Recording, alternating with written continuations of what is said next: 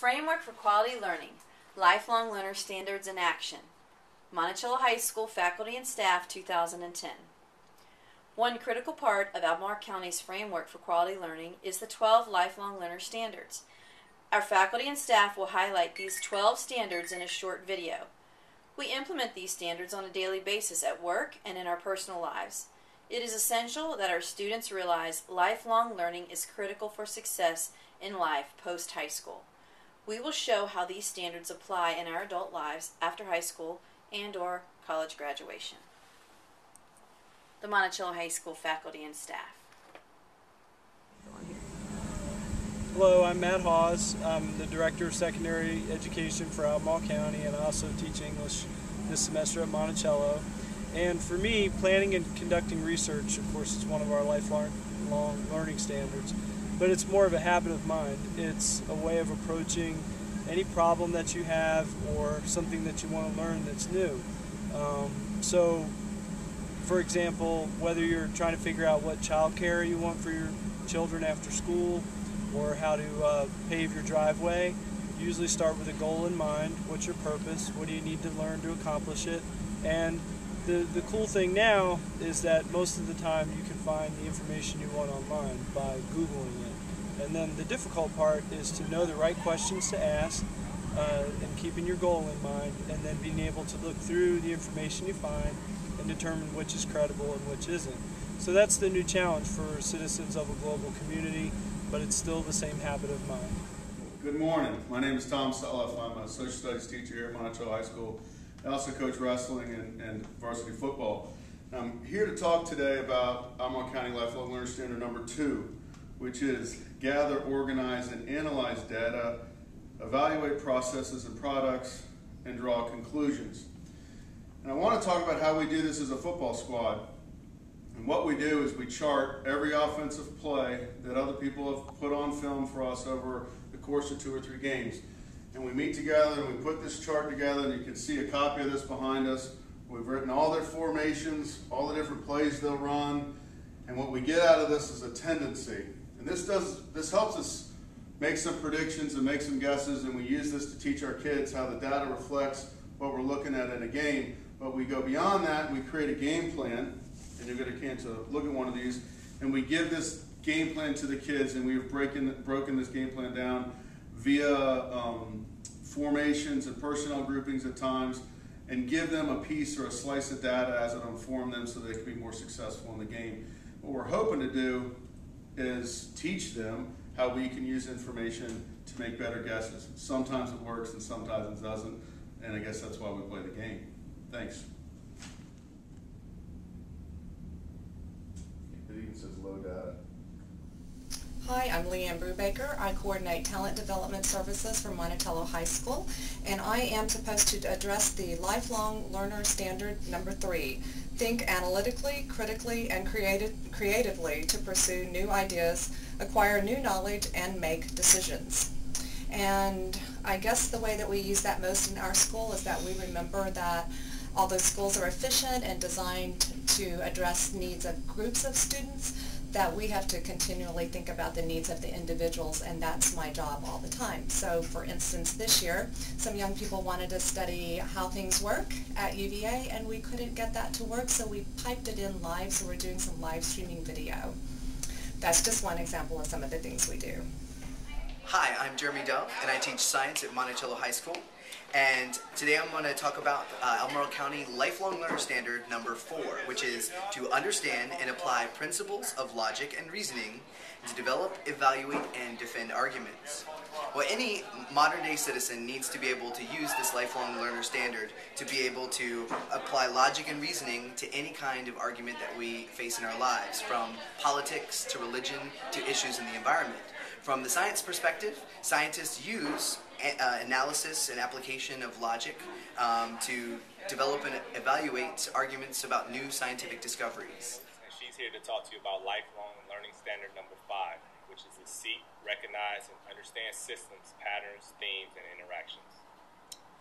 When I look at starting a class and I'm thinking about how I'm going to set up, I think that it falls into those patterns of things that you would want your classroom to look like, and how you're going to process through the year with your students, both growing in some ways so that you build a great community. So when I look at these steps to lifelong learners, I think about how am I going to teach my students to be people who can self-evaluate, can look at themselves and evaluate how they should be, how they should learn, and what are some of the best ways that they do learn, as well as looking at their behavior and growth so that they can say, oh, I grew this year.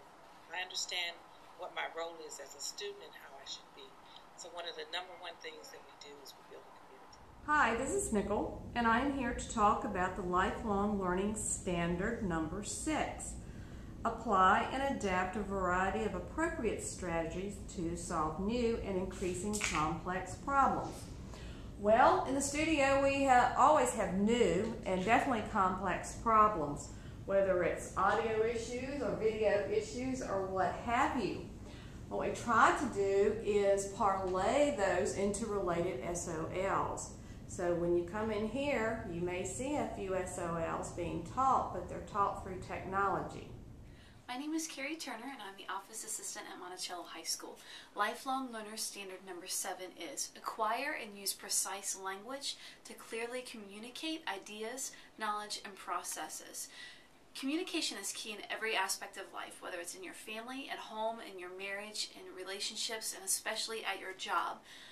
My job consists of communicating daily with faculty, staff, students, administration, parents, community members, and different ways I communicate with them is over the phone and through email, by letters and memos and other forms of documentation. Part of communication and working in the main office is customer service and public relations. And if you can build a good relationship with those you're trying to communicate with, it is so much easier to work with them and be able to interact with them. And that's all aspects, students, faculty, and especially parents and everyone that you come in contact with. So communication is key in every aspect of life. Good morning, I'm Nelson Martin, and I teach sports marketing and yearbook. And let me give you a little demonstration of what we do in the classroom to express the student learning standards number 8, which deals with students expressing their ideas by using multimedia. First, in yearbook, we come up with a map that students come up with, and then they break down the pages over here, like for example, first day, learning activities. They take that and they have to come up with a multimedia type of presentation. And then give me an example.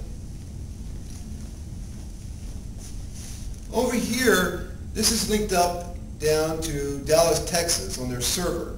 They have to come up with a template. This is the template they come up with, and they have to flow the pictures of that day's activity into here. So when you open up the yearbook, the first day of school, what you're going to see is the pictures in their story here. This is all saved down in Dallas, Texas. So I hope you got an idea of a short segment of what we do in sports marketing and yearbook, having students using the learning skills that they did by using multimedia, get the point across.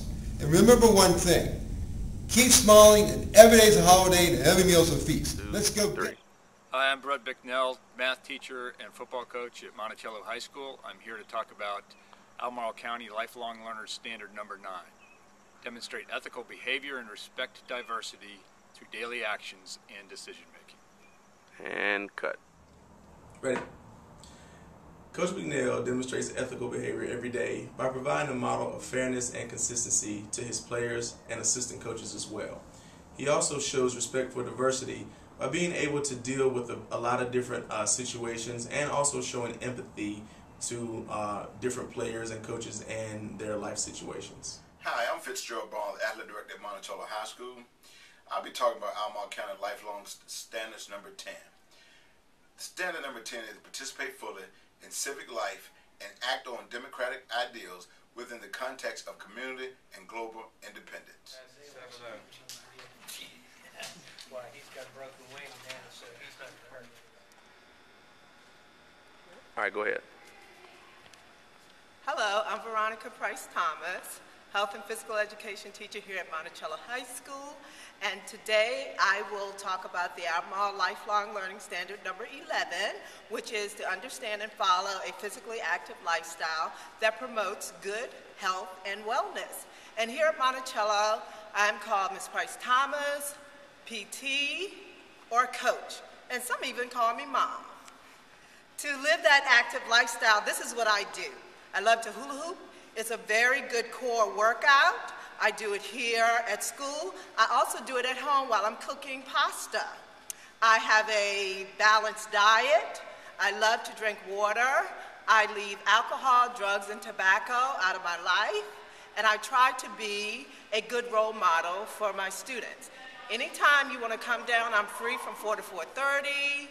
We can work out with the hula hoop. We can lift weights. I'm here for you. Not only do I try to be physically fit, I also am spiritually fit also. On Sundays, I praise dance at my church. Come out anytime. I'm here for you. Hi, I'm Kathy Worley, principal at Monticello High School. I'm here to talk about Lifelong Learner Standard number 12. Apply habits of mind and metacognitive strategies to plan, monitor, and evaluate one's own work. That's a lot in one sentence, but yes, that is a very important aspect of my job as principal at Monticello High School. In looking at habits of mind, John Dewey states the most important role of school is learning, and learning is an absolute consequence of thinking.